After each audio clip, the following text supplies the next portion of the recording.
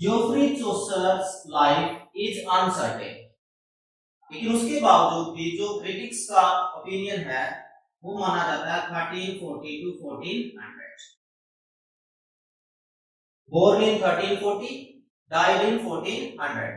इससे पहले middle English, ये मिडल इंग्लिश का ही टाइम था, उसमें हम देखते हैं influence of Latin first, then influence of French. Okay, and during this middle English fabulum, lyric, dream allegory, dream convention, Roman de la Rose convention, tradition, we see all these things. और फिर हम पहुंचते हैं Geoffrey चौसर के ऊपर। वो सारी चीजें हम जो है इससे पहले लेक्चर में जो है डिस्कस कर चुके हैं। इस लेसन में हम बात करेंगे सिर्फ चौसर। अब चौसर, शुरू में चौसर के बारे में थोड़ा सा कोशिश करते हैं जानने की। Chaucer is known father of English, बहुत बार क्वेश्चन आया है। Father of English poetry also, ठीक है।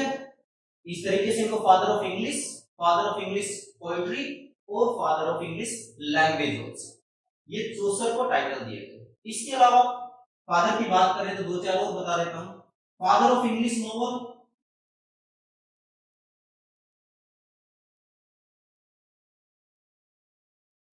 Building,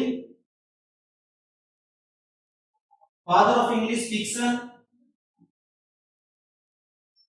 building, father of English drama, Shakespeare, father of English criticism, Dryden, father of English pros, Alfred the great.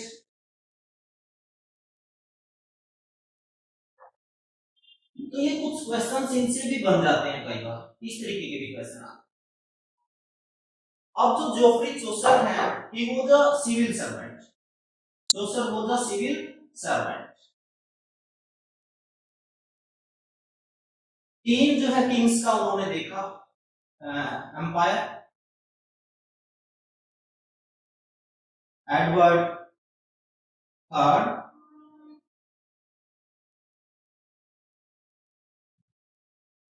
Henry fourth, और Henry fourth के अलावा जो है इन्होंने देखा Richard second also.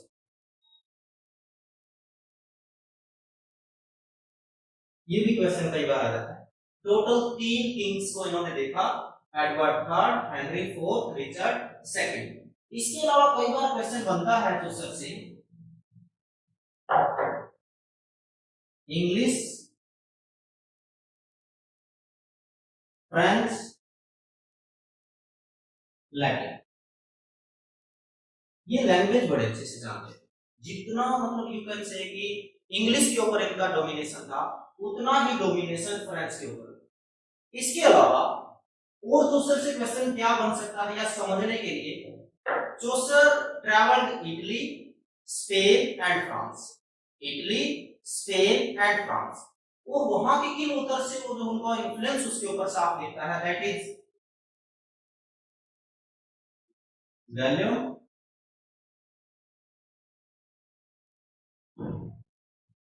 Ovid, Virgil. ये सारे के सारे वो बड़े पोइट्स हैं, Petrarch,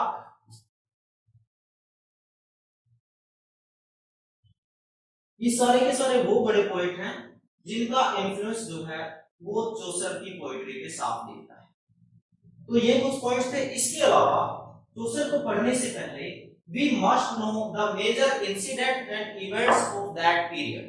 The very first incident is plague that was known as Black Death.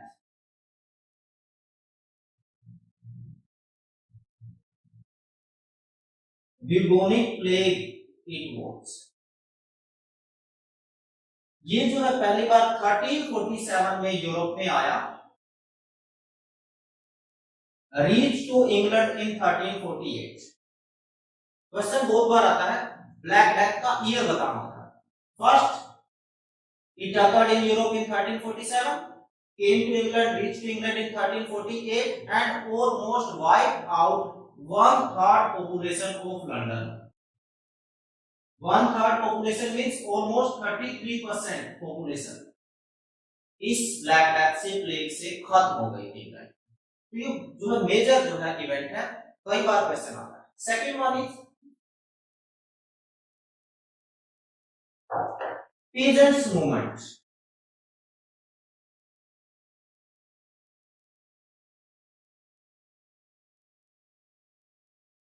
Peasants movements date रहेगा 1381।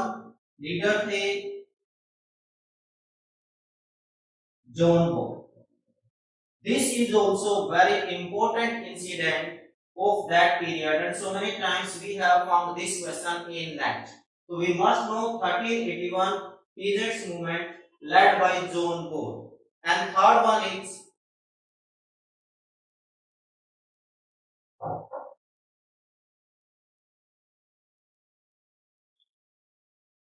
Lollard's movement. John Wycliffe. That is also important. Lollard's movement, it was a religious movement led by John Wycliffe. इसका भी हमें जो है पता होना चाहिए, very important it is also.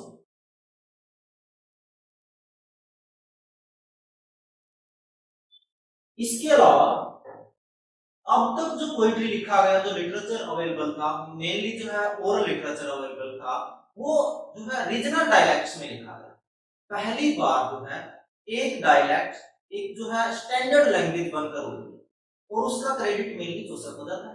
That's why he is known as father of English poetry, father of English language, father of English. और ऐसा किसने बोला? Credit.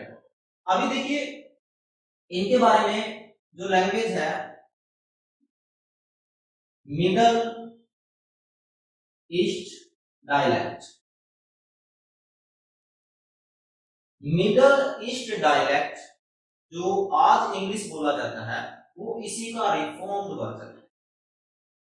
There were 4 major dialects, but this one Middle East dialect, okay, came to known as today's modern English.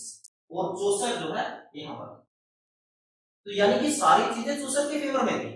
English उभर कर आ रही थी, French का जो डोमिनेशन था वो धीरे धीरे कम हो रहा था, ठीक है ना, जो लिटरेसी रेट है वो बढ़ रहा था।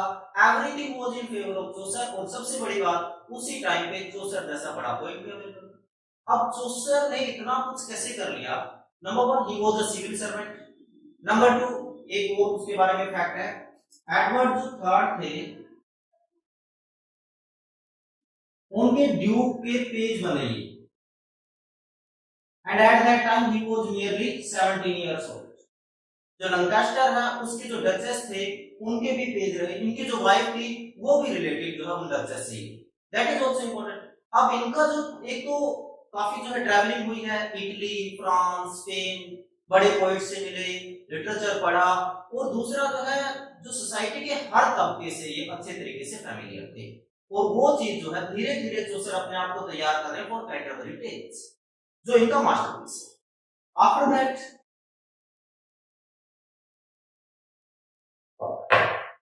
अब जो है इनका major literary works, the very first work is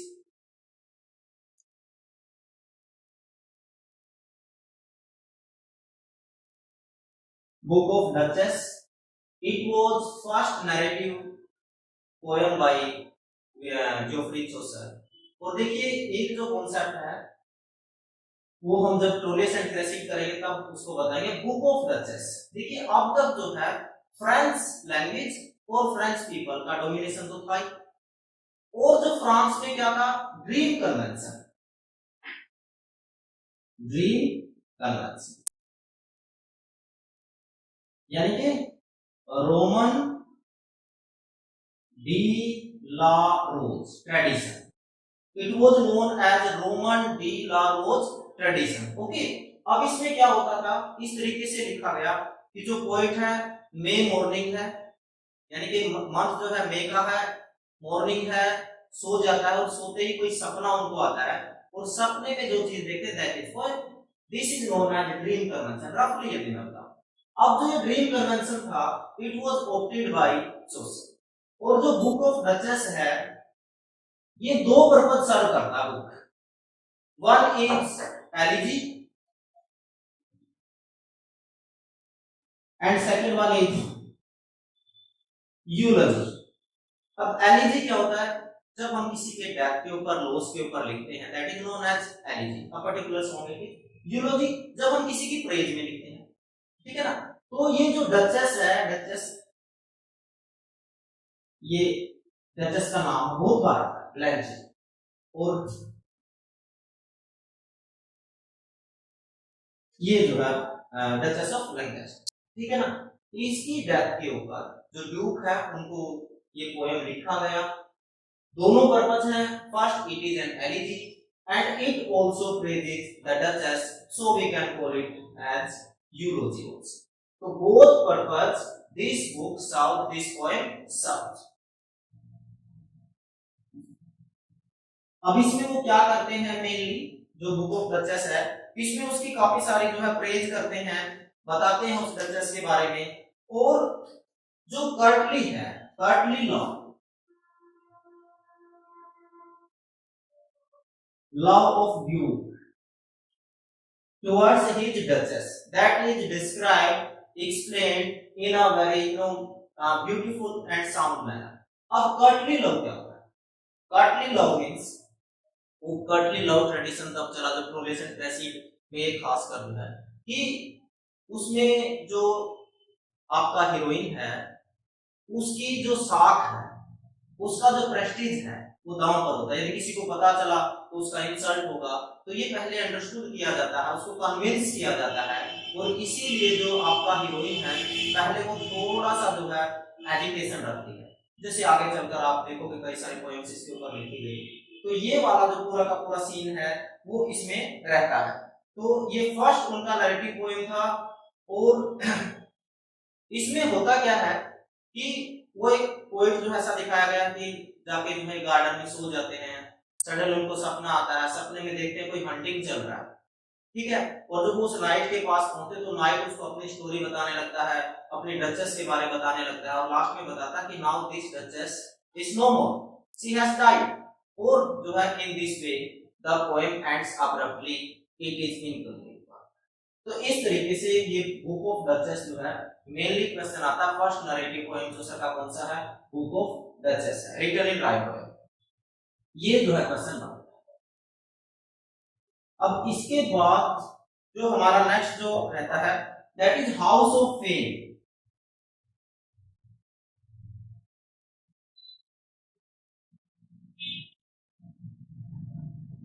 अब जो हाउस ऑफ फेम है उसमें देखने वाली बात क्या है, जो इन्फ्लुएंस है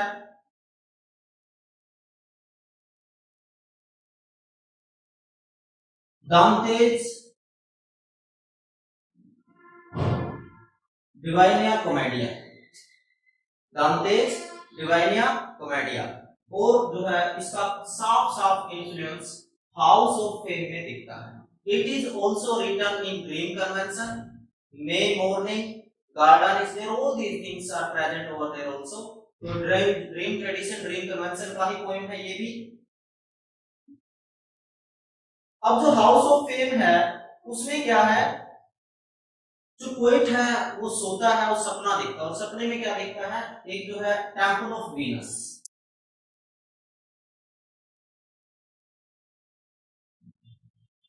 अब टेंपल ऑफ वीनस मार्बल से बना हुआ है, बहुत ही शानदार टेंपल है, और इसमें जो है जो इंपॉर्टेंट पर्सनालिटीज हैं उनके नेम्स एनग्रेव्ड हैं वॉल के ऊपर,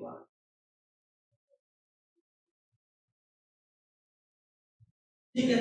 इसके बाद पोएट टेंपल से बाहर आता है, और बाहर क्या देखता है, एन ईगल वॉज देयर, ये ईगल वहां पर, और ईगल क्या करता है, आता है पोएट को अपने पंजों में पकड़ता है और उड़ा के ले जाता है।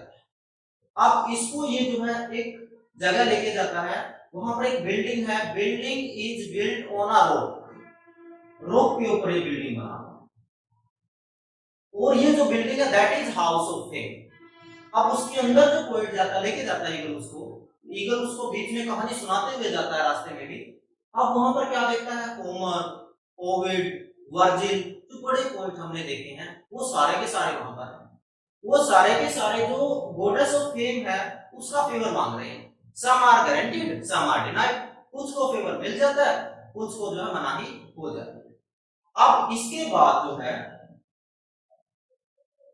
यहां पर एक और चीज इंपॉर्टेंट है कि जो ये इंपॉर्टेंट फिगर्स है वहां पर जो नेम्स लिखे हुए हैं उनके कुछ लेटर्स मेल्टेड अवे, लेकिन उसकी दूसरी तरफ जो हमारे एंटीक के जो बड़े जो पर्सनालिटी हुए हैं उनके नेम बिल्कुल फ्रेश है।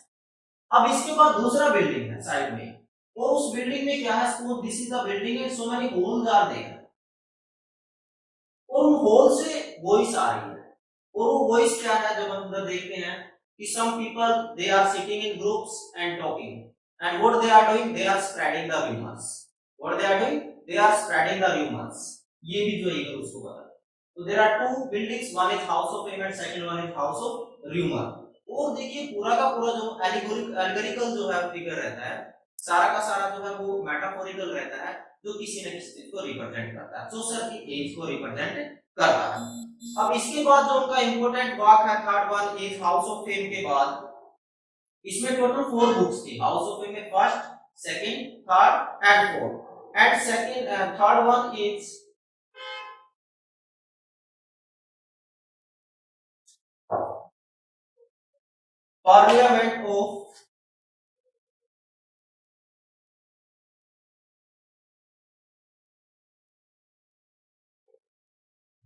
Parliament of fowls.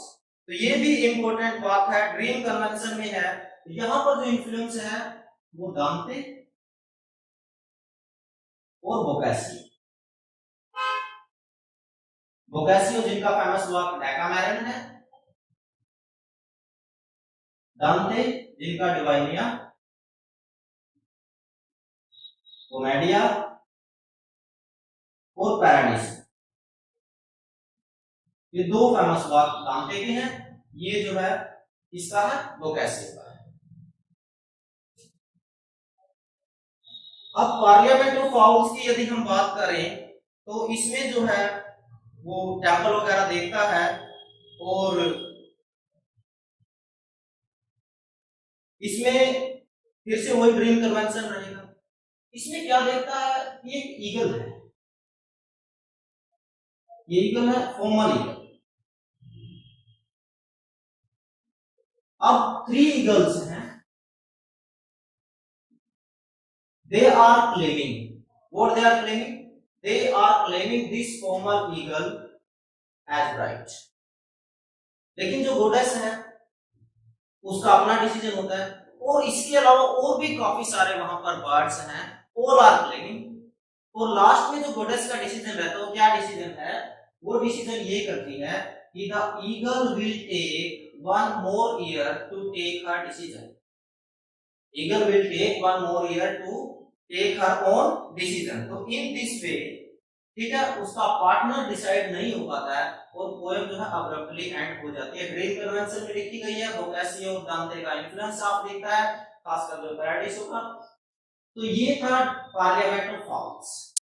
अब पार्लियामेंट ऑफ फाउल्स के बाद जो है fourth work that is very important, Troilus and Cressida। Troilus and Cressida is a mythical deities। Boccaccio का जो है इस पे जो है फ्रोस्टोवर्ट का वो सारा का सारा इन्फ्लुएंस दिखता है। अब जो ये टेल है ये सारे के सारे जो बड़े पोइट्स हुए हैं सब ने इसको एक्सप्लोर किया। ग्रीक पोइट्स ने भी एक्सप्लोर किया है, रोमन पोइट्स ने भी। और जब हम डिफरेंट ऑथर्स का ट्रोलियस एंड क्रेसिड लिखा हुआ पढ़ते हैं तो स्लाइटली डिफरेंसेस भी देखते हैं। जैसे हम देखते हैं कुछ में जो पेंडर है वो क्रेसिड का ब्रदर दिखाया गया है। अब चौसर का जो वाक है इसमें वो उनके अंकल दिखाए गए इस तरीके से। इसके अलावा इसके बारे में कहा जाता है कि it was the first novel.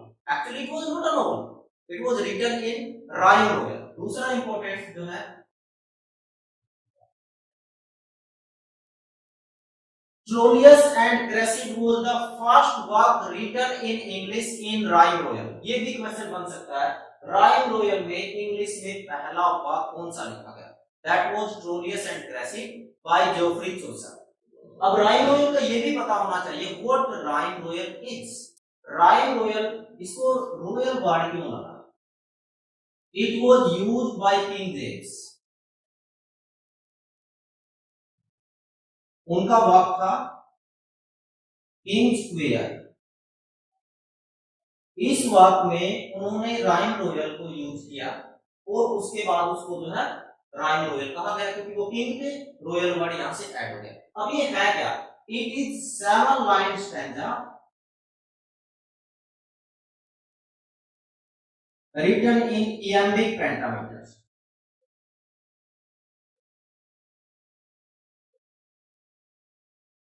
7 line stanza written in iambic pentameter is known as rhyme royal. Rhyme royal क्यों कहा गया?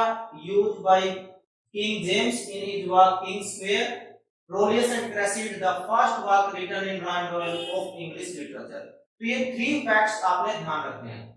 कई बार ये भी आ जाता है कि फर्स्ट इंग्लिश नॉवल, वैसे तो everybody knows Pamela, it was written by Richardson, लेकिन उसके बावजूद फादर ऑफ इंग्लिश फील्डिंग को मानते हैं, लेकिन ये पहला नॉवल माना जाता है। इसका एक प्लॉट है, एक कैरेक्टर है, कैरेक्टर्स का डेवलपमेंट है, स्टोरी है, एवरीथिंग इज देयर। अब देखें तो इसमें जो ट्रोलियस है, trolleys is a love story, ठीक है। और क्रेसिड क्या है? क्रेसिड वाज अ ब्यूटीफुल विडो। ये जो है ग्रीक थी और ये ट्रोजन था। और जो इस बुक के बैकग्राउंड में वो ट्रोजन वॉर है।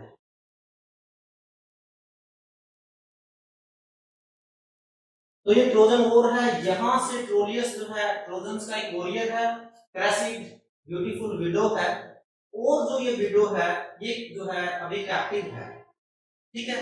किसके पास है? इनके पास। और इनके जो अंकल है, हमारा जो चौसर का जो वाक़ा उसमें अंकल है पेंडर। अब पेंडर से ट्रोलियस का मुलाकात होता है, और उससे पहले जब ट्रोलियस वहां से जा रहे होते हैं तो बालकनी में क्रेसिड को खड़ी देखते हैं, और बिल्कुल पहली नजरों में उनको जो उनसे लव हो जाता है वगैरह वगैरह, जैसे होता है कटली लव में, आपको पता है।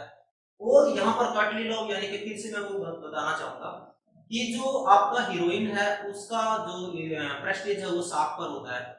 किसी न किसी तरीके से उनको ये कन्विंस करना पड़ता है कि your prestige is not to be going hurt, only then she gives her consent. और ये काम डायरेक्ट जो है ट्रोलियस नहीं कर सकता। और क्रेसिड नहीं चाहती कि उसकी जो लाइफ है, विडो का जो लाइफ है, अभी तक फ्रीडम है, वो अपने उस फ्रीडम को खोना नहीं चाहती। अब होता क्या है कि ये जो पेंडर है ये इसकी फीलिंग्स को समझता है ट्रोलियस की, और ही अरेंज अ मीटिंग विद क्रेसिड। एक मीटिंग करवाता है उसके बाद सेकंड मीटिंग जानबूझ के, जैसे आप फिल्मों वगैरह में देखते हो, इस टाइम पे उनका मीटिंग करवाता है कि रेन जो है माइट बी कमिंग, और उनके आने के बाद बारिश होती है और वो जा नहीं पाती, और रात को जो है पेंडर उसको अपने घर में रखता है। और इस तरीके से पेश किया जाता है कि क्रेसिड जो है, सॉरी ट्रोलियस जो है वो सडनली आ जाता है, जबकि पहले प्लॉट होता है, आपको पता है। और वहां पर जो है they spend a full night, and first time Cressida you can say was happy and told him her sweet heart or all these things। और अब यहाँ पर जो है वो फिर प्लान बनाते हैं ट्रोलियस और क्रेसिड। ट्रोलियस उसको कहता है कि हम जो है भाग जाएंगे, शादी कर लेंगे वगैरह वगैरह, लेकिन क्रेसिड कहते हैं it is impractical, dangerous as well as impractical. और बताती है कि जब प्रिजनर का एक्सचेंज होगा उसके 10 दिन के बाद I will return to you, ठीक है। अब जो है एक्सचेंज होता है, और जो एंटवर्प है उसके बदले ये इसको लेके आया जाता है, और क्रेसिड को जो ग्रीक्स को सौंप दिया जाता है उसके फादर के पास कैंप। अब जब ये वहां जाती है तो अननोन है बाकी सारे लोगों से, और जो इसको वॉरियर लेके जाता है उसका नाम है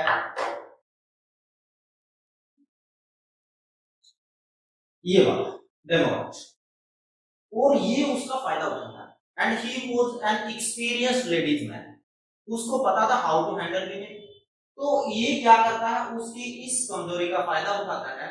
और जो क्रेसिड है वो जो कैप में अपने आप को इनसिक्योर फील करती है और जो है अपनी कंसेंट दे देती है। ठीक है, शुरू में थोड़ा सा रहता है रेजिस्टेंस, उसके बाद सी सरेंडर्स हरसेल्फ टू रिमोट। और 10 दिन के बाद जो ट्रोलियस है वो बिल्कुल पल के बिछाए वेट कर रहा है क्रेसिड का, but she did not return. आएगी कहां से? और उसके बाद जो डिमोड है उसके पास उसको एक ब्रूच मिलता है। डिटेल में तो जा नहीं सकते, बड़ा स्टोरी। ये ब्रूच जो है ये ट्रोलियस ने क्रेसिड को गिफ्ट किया। अब जब वो ब्रूच रिमोट के पास मिलता है, जैसा कि ओथेलो में हम देखते हैं वो हैंकी से ही सारा काम खराब होता है, तो अब कोई जगह नहीं बची है इसके लिए और वो गुस्से में, पूरे गुस्से से लड़ता है। And he was slain by Achilles. जब लड़ाई होती है तो उसमें जो है एक्विलिस के गुस्से जो है एक्विलिस उसको स्लेन करता है, उसको किल करता है। In this way the story ends. तो यहां से कई बार क्वेश्चन, एक तो यही क्वेश्चन बहुत बार है, तो गिफ्ट क्या था? That was ब्रूच। उसका नाम क्या था? डेमोट। बाकी सारे किसके द्वारा जो है मारा जाता है? ट्रोलियस, एक्विलिस। ये सारी चीजें आपने ध्यान में रखनी। अब हम उनके मेजर वर्क की तरफ बढ़ रहे हैं, दैट इज कैंटरबरी टेल्स।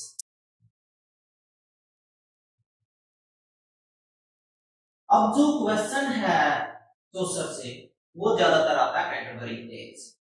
इसका डेट जो है वो फिक्स नहीं है, लेकिन ये माना जाता है कि 1386 87 में कहीं इसको लिखना शुरू किया। अब ऐसा भी नहीं है कि ये पहला वाक़ है जिसमें पिलग्रिम्स वगैरह को जो डिस्क्राइब किया गया, इससे पहले भी ऐसे एग्जांपल्स हैं हिस्ट्री में। अब जो है वो एक जो है श्राइन किसका है जहां जा रहे हैं? Thomas baked. ये वो क्वेश्चन है जो ज्यादा ना कहूं तो 8 से 10 बार पूछा जा चुका है। उसका नाम जो है इनका, ये भी बहुत बार क्वेश्चन आ चुका है। Tabard Inn at Canterbury.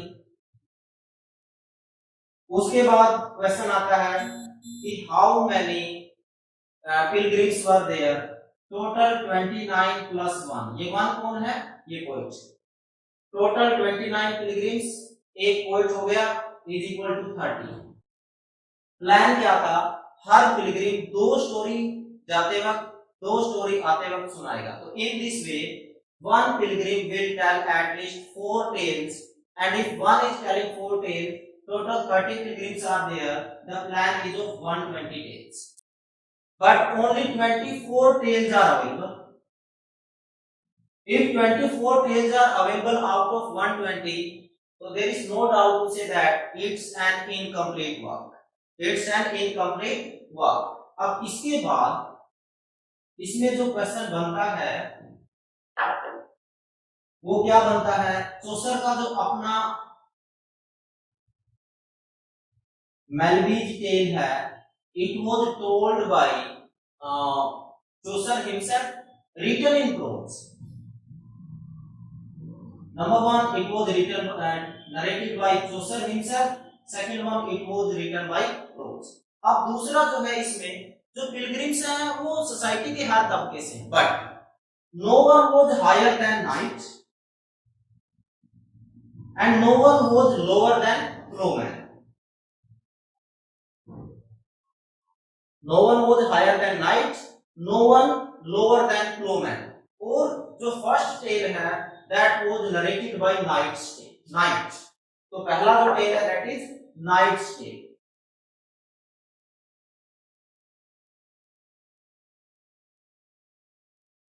बहुत इंपॉर्टेंट। इसके बाद इसमें कुछ चीजें और इंपॉर्टेंट हैं, और वो इंपॉर्टेंट चीजें हैं वो क्या है कि इसमें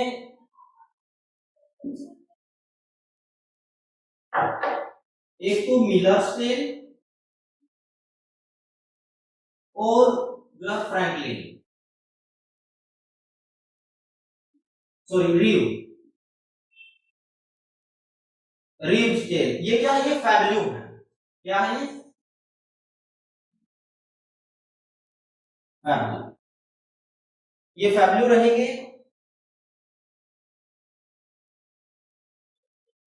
और इसके बाद जो हमारे पास है that is knight's tale,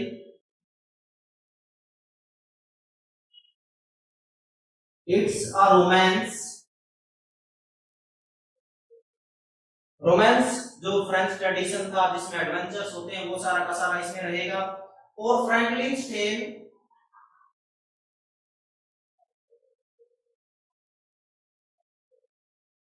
it's अ ले बर्टन। तो ले बर्टन जो है बोला गया है। इसके बाद जो है आपका इंपॉर्टेंट जो रहता है that is parson's tale, it's a sermon. Cook's tale जो है इट इज इनकम्प्लीट। ये भी क्वेश्चन आ जाता है which tale is incomplete, that is cook's tale. इसके अलावा कुछ और इंपॉर्टेंट फैक्ट्स हैं, वो है जो नॉन्स प्रायर टेल है, नॉन्स प्रायर टेल है that is a beast fable. Nun's priest tale it's a beast fable. तो और इसके अलावा जो पार्टनर्स टेल है वो एग्जाम्पलम का बहुत अच्छा एग्जाम्पल है। इसके अलावा जो बहुत आप कह सकते हो कैरेक्टर के पॉइंट ऑफ व्यू से इसमें बोला गया, राइटर ने क्या बोला, there are here is God's plenty, here is God's plenty. क्यों बोला? क्योंकि यहाँ पर जो कैरेक्टर्स हैं वो सोसाइटी के ऑलमोस्ट हर स्ट्रेटा से हैं, लेकिन उसके साथ साथ हमें ये याद रखना है not higher than knight, not lower than क्या बोलते हैं इसको, लोमैन। ठीक है। और तो ये कुछ इंपॉर्टेंट फैक्ट्स थे कैंटरबरी टेल्स के। तो फ्रेंड्स ये लेसन मैंने कोशिश की है कि चौसर को डिटेल में देखने की। चौसर से यदि क्वेश्चन आता है तो 95% हम कह सकते हैं कि कवर हो जाएगा। और कुछ चीजें जो होती हैं वो कुछ चीजें हमें अपने आप सेल्फ स्टडी भी करना होता है, कुछ क्यूरियोसिटी आती है